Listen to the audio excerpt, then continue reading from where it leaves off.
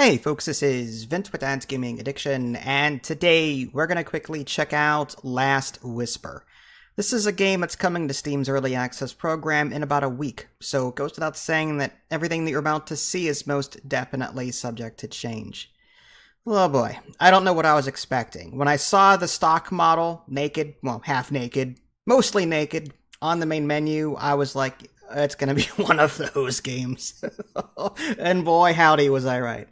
Okay, so I'm not gonna spend too long on this. This is pre-early access, so, I don't want to review it right now. I'm gonna give the developers time to get crap done and get it done right.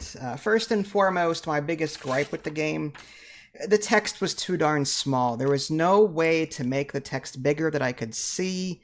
Maybe I missed it in the options menu, but it was really hard to read anything.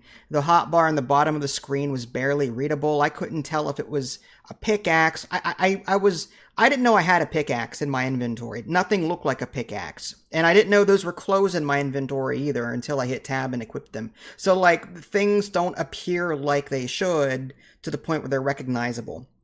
So I'm sitting there running around for 10 minutes trying to find sticks so I can craft a axe so I can chop down a tree. Oh, and by the way, chopping down trees in this game, apparently when you chop down trees, all you do is you swing your upper body, but, your legs are like tree trunks. They don't move at all. Again, very fluid. Yeah, so fluid. Ida Lee, on the other hand, had some issues with this. When she loaded her character, on my screen, she looked female, but on her screen, she loaded in as a man with breasts. So that was interesting, to say the least. Nothing's working right. I have to stress, the animations were a bit stiff watching her do things, so there needs to be more work there. Also, there's some issues with the UI in general, in the sense that there is a skill tree, but you have to double click in order to unlock it. There's no click on it once and some kind of buy button to click on. No, you have to double click it in order to buy. It's just a weird design choice. Usually in a skill tree, you click on something and then you hit a button to confirm it or something like that. It's kind of weird. There is base building in this game, but it's so grindy and I could have sat there and chopped down trees for, I don't know, 20 minutes to get wood and to chop stone with my pickaxe, and I could have done that, but I just wasn't feeling the game. When I was chopping trees and mining things with my pickaxe, there was no feedback. Whenever in some games, let's say Medieval Dynasty or Valheim, when you're chopping a tree, you can hear that thunk, that hard thunk sound, and then whenever the tree falls, you can just see it tilting over, and it's satisfying. There are some games that get the whole tree cutting thing right. And this game, you just whack at stuff, you don't know if you're doing damage to it. There's no visible sign that you're doing damage to it, and then it just breaks apart, it spontaneously combusts, and it disappears into thin air, and then all the loot drops onto the ground. You have to pick it up. So even then, it's ugh. And I have to say, combat is just equally as unsatisfying. You'll see that a bit later in the video. Again, there's also these NPCs that you start near. One's wearing a chef outfit. One has, I don't know. They're stock models, I'm sure, and they sell different things. But again, I couldn't really read anything because the text was so darn small.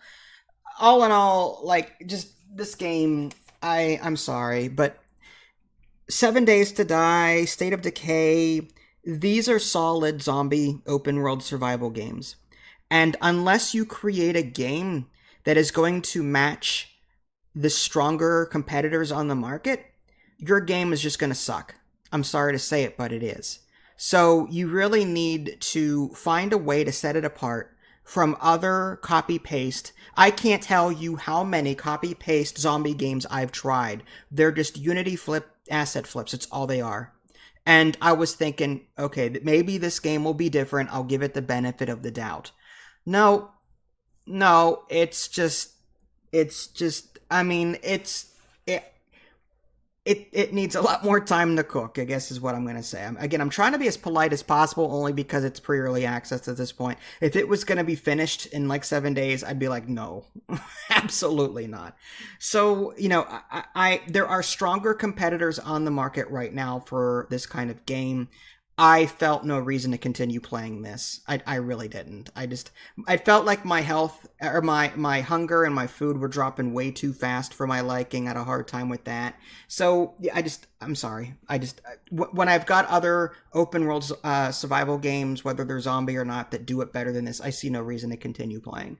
So I'll come back to this when it's released, like when it comes out of early access, but not before. It has a lot more to do to gain a bit more respect in my eyes, but that's just me. But hey, if you like what you see, by all means, check out the game on Steam. It'll be available in about 6 or 7 days on Steam's early access. This is Vince. Thanks for watching. I'll catch y'all next time. Take care.